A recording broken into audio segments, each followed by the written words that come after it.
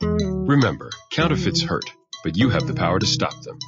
To learn more, go to www.ncpc.org/getreal. That's ncpc.org/getreal. Brought to you by the National Crime Prevention Council, the Bureau of Justice Assistance, U.S. Department of Justice.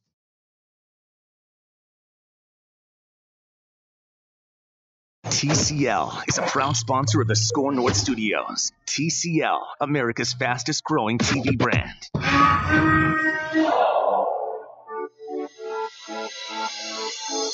It's Purple Daily. Myron Medcalf here on a Friday. Purple Daily on SKOR North. Looks like I'm going to be doing this on Fridays from now on, unless Phil Mackey kicks me off. Manny Fresh, dude? What's up, man? What's happening, brother? This is good, man. I got on one glove because my right hand's cold for some reason, and I look like Michael Jackson. But it's okay, right? It's Friday. It's okay. You don't have like the glittery sparkles on the glove. You know what? It's just kind of like a. It's a fake. It's a fake. Like I should put some glitter on it. I should put some glitter on it. Kind of looking like an OJ glove there. Oh my goodness, you're right. You're right. You're right. It is kind of a. We have to put something on it to kind of steer it away from that. This is not an OJ glove. I'm going to write that on this glove. It's cool to be talking football in January. For those who don't know me, my name is Myron Medcalf. I used to work at the Star Tribune for a long time. Now I'm at ESPN. I've been with ESPN for the last 8 years. My daily job is I'm a college basketball reporter, but I also do a lot of radio for ESPN nationally. And this season I've hosted the pregame show, the NFL pregame show, with my man Matt Jones, Dan Orlovsky, who is one of the brightest minds in football. And with that job, Manny, I've had a chance to go to Bristol a lot on Sundays and hang around sort of the national folks, the Schefters and people like that, to get a sense of like what they think about the Minnesota Vikings. And it's interesting to me because the way this season started, we talked about the Minnesota Vikings every week. I mean, first 7-8 weeks, it was always Minnesota Vikings. Kirk Cousins. Will he be the man? Will he live up to the contract? And then little by little, it became sort of like they took a back seat to some of the other emerging teams in the NFC. They became less of a storyline. And I think if you are a Vikings fan, that was one of the biggest maybe surprises. And that a team that was maybe the most hyped team coming into the 2018 season, right? Yeah. Like, I don't know if anybody nationally was talked about more than the Minnesota Vikings, who had missed the who had gotten to the NFC Championship, added Kirk Cousins, and now all of a sudden you think this is their ticket to the Super Bowl, and then it just died. Just the buzz just died about this team. And if you're a fan, number one thing you want is you want people talking about your team. You know why the Cowboys fans have so much juice? It's because everybody talks about the Cowboys win or lose. Nationally, there was a buzz about the Cowboys. Even when they're 4-12. Oh, my goodness. We're always talking about the Cowboys. Always talk about the Cowboys. Don't even talk to a Saints fan right now. My barber's a Saints fan, and you can't even have conversations with Saints fans right now because every single comeback is going to be like, so what? We're in the NFC Championship. What are you going to do about it? Like, that's been Saints fans all season. So if you're a fan, you want to have that sense of pride to know that people around the country are talking about you, and that's not happening with the Minnesota Vikings because of the way this season ended. However, it's over. Season's over. What else can you do at this point? I've heard a lot of people complain and upset. You can't go back. You can't go back to the Bears game. You can't go back to the game when they made Josh Allen and the Bills. They made him look like Michael Vick and Joe Montana together. Michael Montana. Like, that's who they made him look like. That Buffalo game was really bad. But my goodness, right? Come on, the Buffalo Bills. Bad. But you can't go back and change any of that stuff. So you got to move forward. And, Manny, there's only one question that matters to me. And there's only one question that matters, I assume, to most fans of this team. Have they done enough? Will they do enough to be a playoff team next year? Because that's the thing I'm concerned about. Because I look at all the chances that they might have. They can boost the offensive line, right? You could bring in a Gary Kubiak, who I think he brought all of his cousins too, right? And relatives. I imagine Gary Kubiak showing up to the Vikings headquarters in 7 SUVs. With just everybody that knows, like somebody that knows Gary Kubiak is going to be on the Viking staff, and you don't even know who he is yet. He's going to show up to training camp. See, that's the funny part is you got all these coaches, all these young coaches around the NFL getting jobs now because they're somehow associated with Sean McVay. The Vikings are just bringing in people that are associated with Gary Kubiak. Hey, Gary Kubiak's my third cousin on my daddy's side. Can I be an assistant offensive coordinator? It's interesting to me, though, because that's a serious move. And it's a serious move for this reason. I could be wrong. I'm wrong about a lot of things. But let's say there's a disaster next season. Like, let's say the season starts off even worse than this one ended. How easy is it to move Gary Kubiak into an interim head coaching role? If that's what happens. Mm-hmm. Now, I'm not saying that's what they're setting up Mike Zimmer for, but there is certainly a sequence there where you say it'd be pretty easy to plug him in. Because I don't even know what his job is. What is he, assistant regional manager, assistant to the regional manager? What is even his job, Manny? I think it's offensive advisor / associate head coach. Let me tell you something. If after this show, Phil Mackey says, I'm going to give you an advisor for next week's show, not because it means anything about your job performance, but just because I want somebody else in the room, I know what's coming, okay? I see the writing on the wall if you bring in some advisor. You do wonder what Kevin Stefanski's thinking, though. When, you're brought back and you get the interim tag of offensive coordinator taken off. You are the offensive coordinator. And, oh, by the way, we're bringing in Gary Kubiak, this guy who has a really long track record of being a successful offensive coordinator and a head coach, won a Super Bowl with the Denver Broncos 3 years ago. Yeah. That's you're moving with your girlfriend and, hey, my boy, he wants to be our roommate. Don't worry. I know he's a model, and I know he's got a 9-pack. Don't be intimidated by that. What are you talking about? How could I not be intimidated by that? But here's the thing. Kubiak is a great football mind. Mm-hmm. And Kubiak is the kind of guy where you go, perhaps in some of those offensive lulls, those offensive moments where you look at the Vikings and go, they needed another voice in the room. Kubiak can be that. I think he can be that voice of reason. But I also look at a team, man, and I wonder this. Do they need more voices? Like, if you can't handle the voices they had. Are there too many cooks in the kitchen? Is there a confusion coming for this team? Because the problem with a Kubiak, who apparently didn't get the Denver job because he wanted to control his staff. Mm-hmm. So Kubiak's not a cat who's coming into this saying, you're going to tell me how to do this, right? He's one of those alpha types. So does that blend with all of the pieces they have in that locker room right now, or is that too much? I mean, that's the question, right? Yeah, I don't know. I mean, I think for me, I feel like Mike Zimmer being the head coach is going to have to be the one to manage all of this, though, and to really kind of establish the pecking order of all of this, because Kubiak comes in with a lot of success, and a lot of relatives, a very large resume. A very good resume as an assistant coach and as a head coach. Definitely. He won a Super Bowl 3 years ago as a head coach. He has a resume. He has a very, very, very deep resume. And Zimmer's bringing him in, and you just have to wonder if this is kind of like we talked about it a little bit earlier this week on this show with Matthew Collar, Judd Zolgad, and whatnot, about bringing in another voice like this when you have an offensive coordinator already in place. Because you wonder if this is very similar to when Norv Turner was here 3 years ago. Which didn't work. And then in comes Pat Shurmur, and Pat Shurmur is going to be the tight ends coach. Which didn't work. Right? Right. At some point, I think we have to, maybe admit and acknowledge that Zimmer might have problems in this role of deferring responsibility and letting people kind of do what they do, right? Because these things haven't worked with him. Like, it has not worked. There are a lot of teams you look at around the country, right? You look at around the NFL right now, and I would say the beauty of a team like the Rams, right? The beauty of a team like the Saints, even the Chiefs. There are some designated positions in those franchises, and they have head coaches who trust that their guys are going to do what they're supposed to do. Yeah. And if Zimmer, whether it's whoever it is on this staff, but certainly Kubiak, because we don't know exactly what his role is. But if he has a challenge trusting these guys to do their jobs, that to me could lead to just more confusion. I also wonder, Kubiak being such an experienced voice, does he command more weight in that locker room? Because the last thing you want if you're Mike Zimmer is to get off to a rough start and people are looking to him, Gary Kubiak, for more advice. And they're going, okay, that's the dude with the juice. Mm-hmm. I don't know how he's going to bring it all together, but I know he has to if this is going to be a playoff team.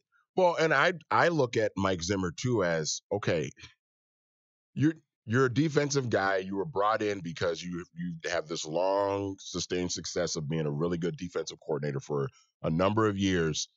And then you get here and you have George Edwards as your defensive coordinator, but you're Mike Zimmer and you still have like your fingerprints all over this defense. You're not George Edwards is your defensive coordinator, but he's not calling the defensive plays. Yeah. Over the course of a 60-minute football game every Sunday. So at this point, when you've got offensive voices, coordinators rotating in and out like clockwork over the last couple of years, at what point, if you're Mike Zimmer, you're going to take control of the entire operation because you are the head coach and relinquish some of these defensive play calling duties to George Edwards, who has been your defensive coordinator for 5 years now. Yeah. If you don't trust him now. If you're not trusting George Edwards to coordinate your defense on Sundays 5 years into this thing, then why is George Edwards here? I mean, and that's the question. And Cleveland dealt with this with Hugh Jackson. Hugh Jackson's problem was he didn't know what he was bad at. Like, the worst thing you can do as a leader in any organization is not understand your weaknesses. Like, it's okay to have weaknesses. Put people in a position where that's their strength. Hugh Jackson didn't want to do that. Hugh Jackson wanted to be the cook, the waiter, the host. He wanted to pull your car up and valet. You can't do all that stuff if you're running a team. And then we find out, oh, wow, you bring in a Freddie Kitchens and everyone goes, yeah, that guy is not like Hugh Jackson. He doesn't have to have his hand in everything. And what you find is a lot of those old school guys, they're not a part of this sort of newer generation where the Sean McVays are more comfortable saying, hey, I'm not good at this, but you are. So we're going to let you do this and run that part of the show. Whereas some of the old school guys are more like, no, this is my operation. Look at John Gruden and the disaster that's happening with the Oakland Raiders.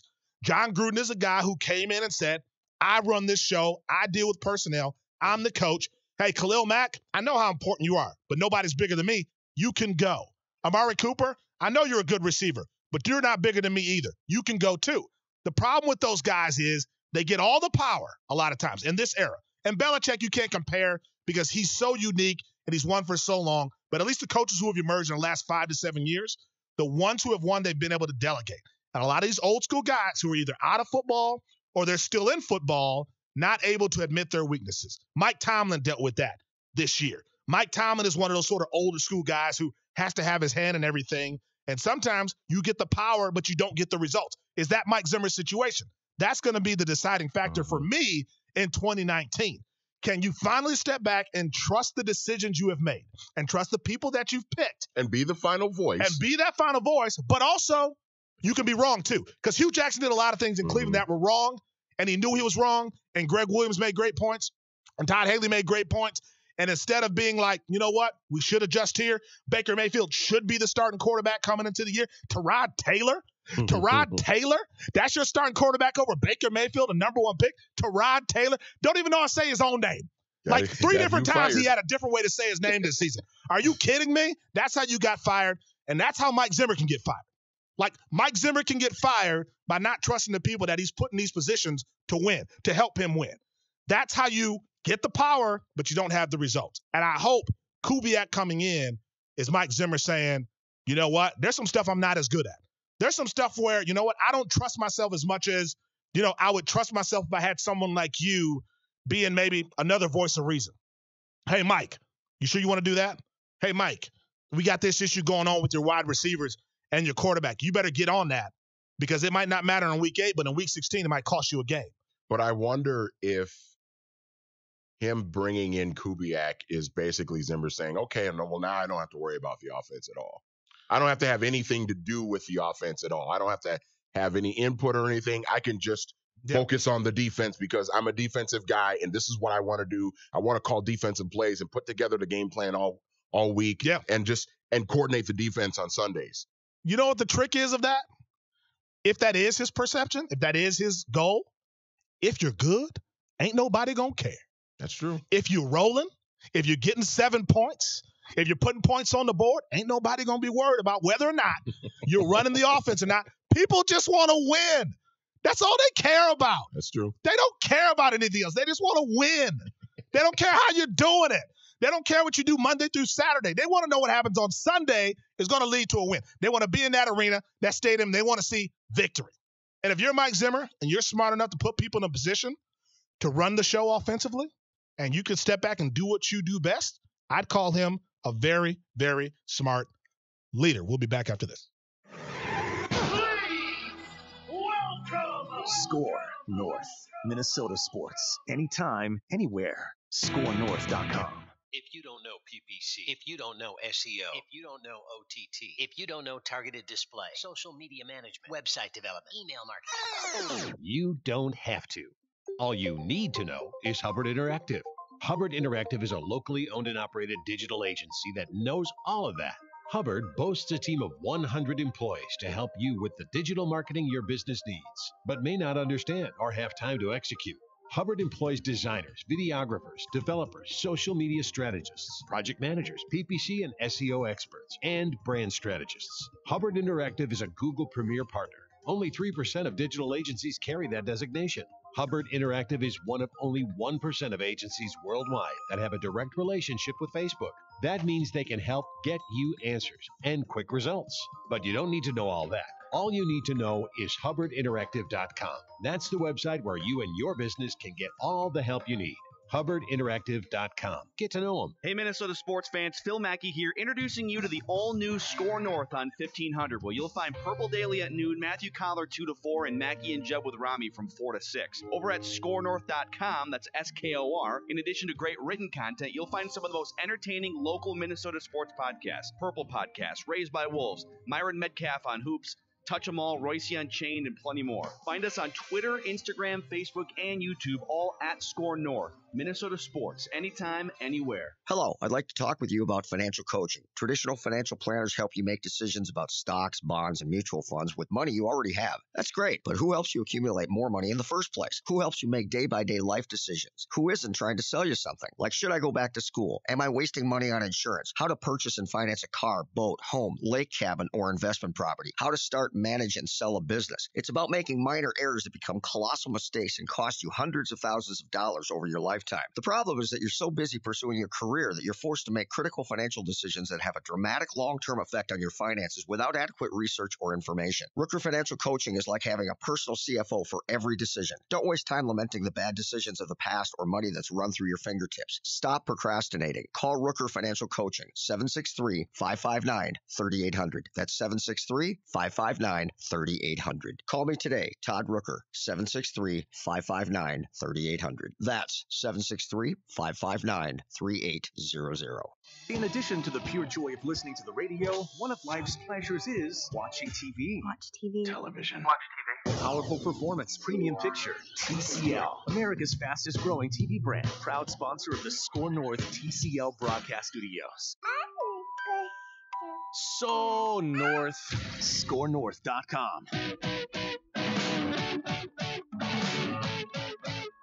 Myron Medcalf back here on Purple Daily Live, right, on SKOR North? Purple Daily is live, or is it Purple Daily Live? Both.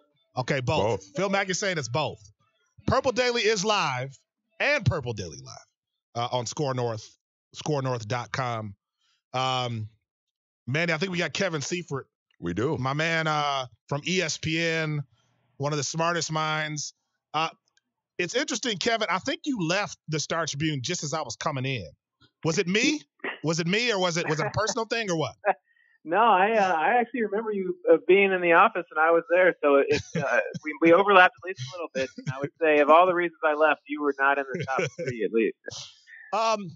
For you, I know obviously you are a reporter, and we're supposed to be objective. But when you see a Final Four in the AFC and NFC where you've got the top four scoring offensive units in the NFL going at it on their way to the Super Bowl, how satisfying is that? Well, part of it is it was fun. I always love when conventional wisdom gets upended, and so it was fun to see all the people who said, well, these scoring offenses are great, but defense wins championships, sort of get upended. It's only fair to point out that most of these teams, three of the teams have pretty decent defenses, and the Chiefs defense, the rankings were not that great, but towards the second half of the season, they did step up their game, and they are really good at pass rushing. So it's not as if these teams have terrible defenses, but clearly their ability to score and score a lot and move the ball in big chunks were all big parts of their success this year. I think you bring up a really good point, because I'll be on footballoutsiders.com. I'll be on, different sites, and you look at the Chiefs, especially early in the seasons, it looked like they were horrible defensively. The Saints, but it seems like in the playoffs, the Patriots too, these teams are so smart and they made the right adjustments to where they've looked much better than the numbers suggest. Well, why is that?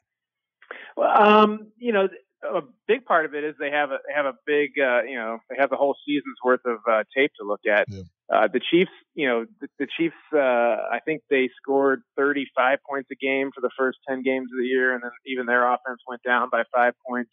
Weather tends to bring offensive numbers down, but more often than that, unless you open the season with only using half of your toolbox and you save the other half for the second half of the season, which nobody does, then over time, people are going to have a better idea of what's coming, what certain formations mean, what possible variations could come out of that. So I think that's part of it too. There's not a ton of really organic innovation that happens year to year offensively in the NFL, but what does happen is all kind of introduced in the beginning of the year, and there's time to eventually catch up at least a little bit to it. So, Kevin, I'm looking at the AFC Championship game with the Patriots and Chiefs, and I know the conventional wisdom around everyone is that, well, the Patriots, you can never doubt the Patriots, you can never count against them, but I'm still sort of leaning Kansas City in this one, just because even though the Patriots, this is the 8th year in a row they've been in the AFC Championship game, the AFC Championship games that they've won have all been at home. Yeah. But when they go on the road for these ones, the last two that they lost to Denver were on the road, and I just wonder if we're falling into this trap of, you can never count out New England. Well, you can never count them out if the game is being played at Gillette Stadium, but they're going on the road in a hostile environment, much like they did in Denver a couple of times, and I'm not sure. Yeah, and they also lost in Indianapolis the year that the Colts won the Super Bowl as well. I can't remember if that was the AFC Championship game or not, but they did lose that game, and so that was part of it as well. They haven't won a road game in the playoffs at all since 2007. And a lot of teams are in that boat too. But for a team like the Patriots, who are in the playoffs every year, that's significant. So it's not, a huge revelation. I mean, it makes much more sense that when you think about how hard teams try to get those seeds and be able to build up home field advantage as much in the playoffs, if not all the way as they can. And that even now more than ever, that's really important. So now I was looking back, as you mentioned, I was thinking back to last year's Super Bowl prediction, and they asked us who's going to win, the Patriots or the Eagles. And, I think my answer, we had to type out 2 sentences, and my answer was, the Eagles sure are hot and they sure are doing everything right. And that was a great performance in the NFC Championship game, but nobody outsmarts the Patriots. And so I kind of fell into that boat last year of thinking if it's at all close, you have to pick the Patriots because they're smarter than everybody else. And so that is, and it turned out, that the Eagles were able to overwhelm them and maybe outsmarted the Patriots in that game, especially with that Philly special play. And so I think that's kind of holding me back from saying the same thing this year. It's you look at it on paper and the Chiefs look like they should, I don't say blow them out of the water, but certainly have a lot more athletic ability and a lot more possibilities for the way they could win the game than the Patriots do. But who knows what Bill Belichick comes up with. I'm inclined to lean to the Chiefs. I picked the Chiefs. This hasn't even been the strongest Patriots team that we've seen in the past few years. And so you add that on top of them playing on the road, and I don't want to say the mystique is gone, but it's easier to view it on a level playing field. And so that's why I would, this year especially, I'm shying away from the default position that the Patriots will figure it out, and I think the Chiefs will win this game.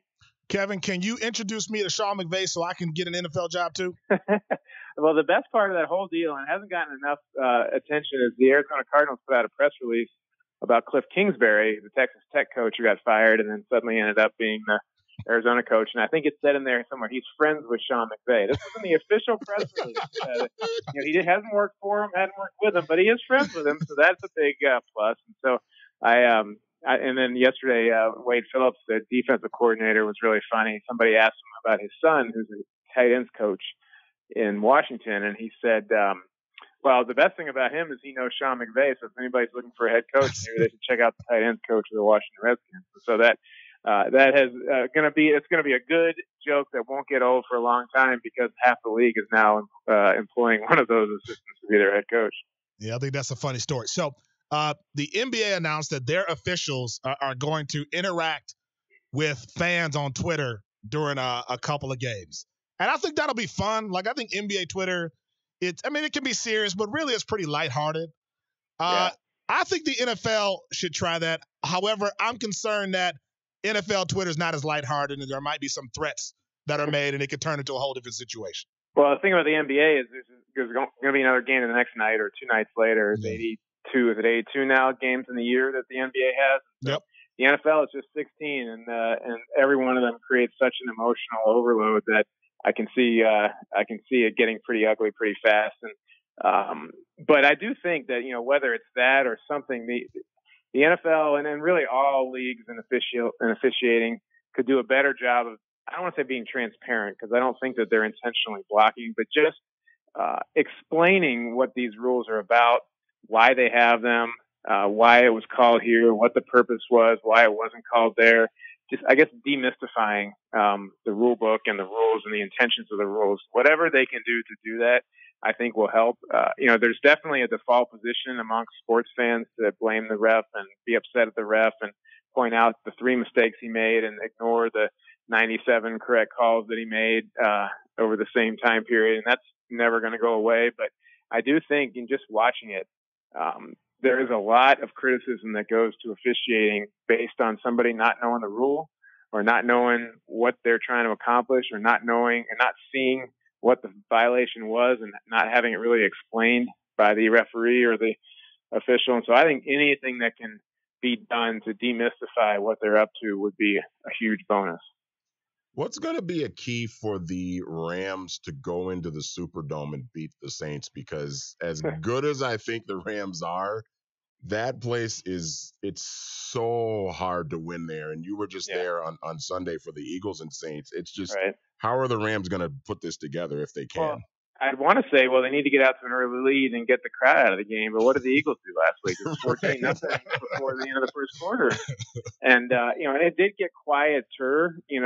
The press box didn't start shaking until the Saints, came back and I think took the lead. But it wasn't as if they just sat on their hands and looked up at the sky. I mean, it was still intense and loud. And, sometimes you don't want to overplay like what it means to be in a loud environment because these guys, they've played in college stadiums that had 100,000 people in it and they've played in domes and they've played elsewhere around the league. But I'll just say, I've sat in that stadium enough, that one in particular, and Seattle a little bit during their heyday, that when you have a really, really good team that everybody has confidence can score at any time, and you have that crowd, you're just not comfortable. It just doesn't matter. You could see that even the Eagles, who won the Super Bowl last year and had a big upset the previous week in Chicago, you could see they just weren't getting set. They weren't getting their checks in. They were late getting plays in. These things, it just happens. And talking to the Saints players afterwards, they say everybody kind of says how fun and great it is, but the advantage is real. It really does make a difference. You can just physically feel it when you're sitting in there, and it's hard to articulate it beyond that. But so what the Rams can do, they just have to come out firing and just never let up. And the crowd is still going to be in it, even no matter what the score is. But they'll have to have the game, their best game of the season, and maybe one of the best games of any NFL team of this season to pull it off. Because I'm so wavering on it because I keep having this thought in the back of my mind, it's just impossible for anybody to go into the Superdome in January and win. But then I remind myself, 9 years ago, the Vikings almost did it. Yes. If not for a bunch of turnovers in the game. But then you have to factor in the turnovers. And thinking back to that game, it wasn't just the Favre interception. Adrian Peterson fumbled a bunch of times. They recovered some of them. But there was some turnovers. Bernard Berrian fumbled. That's the kind of just if you're not, you don't want to be comfortable when you're playing, but if you're not settled and you're discombobulated because of how, just imagine someone putting a speaker right to your ear in full blast and try to think straight, try to come up with what you want to say, what you want to write. It's hard. And it goes to a different level there. I've seen too many games where guys, Adrian Peterson was somebody who fumbled, but I don't think I can ever remember him being as rattled, I guess, as he was in that game.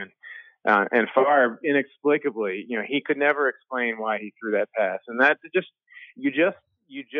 drives you to do things to be out of your comfort zone and stay there. And that's not a good thing when you're trying to win on the road. And so, that's the kind of, the Rams could win that. I mean, the Rams could dominate the yardage and they could be in position to win, but, and they could have their great field goal kicker set up to kick a 40-yarder to win it, and he misses it by 20 yards because the crowd's going Broncos. I mean, that's the kind of impact and weird stuff that doesn't usually happen that can occur down there because of that environment.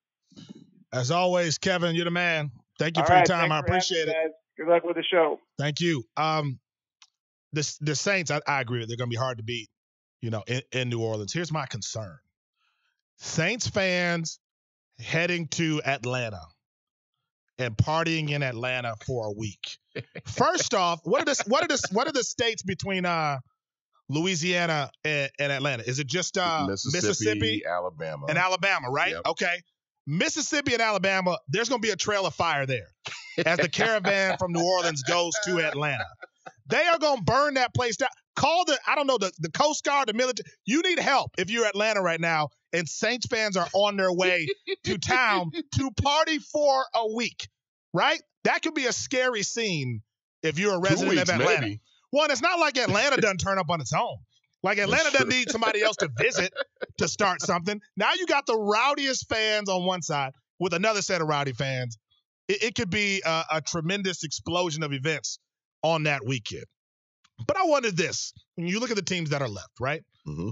You have I almost said Minnesota Vikings. Sorry, that wasn't intentional. Not last year. You have the Patriots, which everybody knows the Patriots. You have the Rams. You have the Saints, and you have the Chiefs. Mm-hmm. Now, the Chiefs have Patrick Mahomes, who I guess he used to drive to the stadium. Now they just pour out a pool of water between where he lives and he just walks on top of the water. Walks on it, yeah. They have, obviously, Drew Brees, who is the most underrated great quarterback of all time. And then there's Tom Brady. We all know why Tom Brady's in this situation. Jared Goff, to me, is the most like Kirk Cousins. Is in the most Kirk Cousins-like situation. Mm-hmm. In that, nobody trusts Jared Goff to win a Super Bowl on his own. Like nobody, if you think about the Rams potentially winning a Super Bowl, no one in their mind is going, it's Jared Goff, fourth quarter, 9 for 9, 2 touchdowns, and he's just making these dramatic plays. But those other quarterbacks, you can see them doing that. Mm-hmm. Jared Goff, like Kirk Cousins, needs a lot of help. And he has these weapons. I mean, Goff's got Gurley, who best running back maybe in the league, worth every dollar they paid him. He's got these receivers that he can count on. And obviously, Goff has had some down moments in the second half of the season. But when you have an Aaron Donald and what he's able to do defensively, it just kind of changes things. Sacks. Well, it's a defensive tackle. And people 20 say, and a half sacks. And he's not going to get an MVP vote. Michael Strahan, when he set the record, didn't get one vote for MVP, right? So defensive players don't get any respect. But Aaron Donald's a game changer. Mm-hmm. Jared Goff has access to all of this talent. But I don't see how it's that much different from what Kirk Cousins has. There's no Todd Gurley. I'll give you that. But Dalvin Cook's pretty good. Dalvin Cook's really good. He's not Todd Gurley, but he's still pretty good. But you could see him in an offense that was producing the way we expected this offense to produce. You could see Dalvin Cook doing a whole lot of Todd Gurley-like things. So for me, the question becomes with the Minnesota Vikings as you look ahead to the NFC and AFC championship and these 4 teams where 2 of them, how long can Brady and Brees play? I don't know. But Jared Goff ain't going nowhere.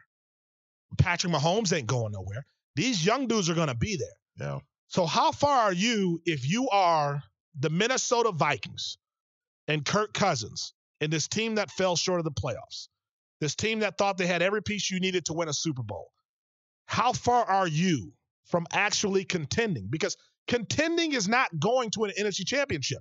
We can name a whole lot of teams that went to AFC and NFC championships and never did it again. They weren't true contenders. So if you're going to contend under Kirk Cousins in the next couple of years, how many pieces away are the Minnesota Vikings from reaching that kind of level. We'll discuss when we come back. Let your North flag fly. SKOR North. Minnesota sports. Anytime, anywhere. SKORNorth.com. Crescent Cove Respite and